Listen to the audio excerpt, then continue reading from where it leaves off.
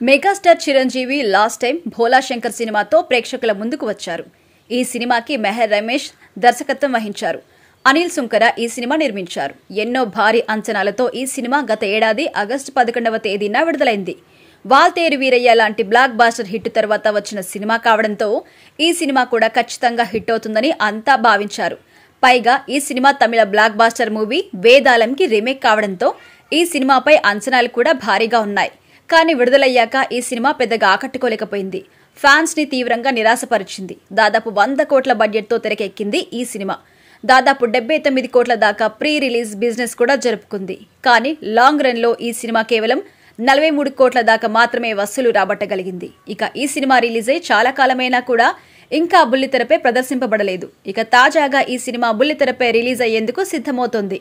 G తెలుగులో September 15న ఆదివారం నాడు మధ్యాహ్నం 2:30 ఈ సినిమా రాబోతోంది. ఈ సినిమాలో తమన్నా హీరోయిన్ గా నటించింది. కీర్తి సురేష్ చిరంజీవి చెల్లెలి పాత్రలో నటించింది. యంగ్ హీరో సుశాంత్ ముఖ్య పాత్రలో నటించాడు. ఈ సినిమాకి సీనియర్ మ్యూజిక్ డైరెక్టర్ మణిశర్మ తనయుడు మారుతి స్వరసాగర్ సంగీతం కూడా అందించాడు. మరి వెండితెరపై ఆకట్టుకోలేని ఈ సినిమా బుల్లితెరపై ఏ విధంగా మెప్పిస్తుందో చూడాలి. ఇక ప్రస్తుతం megastar Chiranjeevi young director Vassishta దర్శకత్వంలో విశ్వంబర అనే సినిమా చేస్తున్నాడు. ఈ సినిమా షూటింగ్ దశలో ఉంది.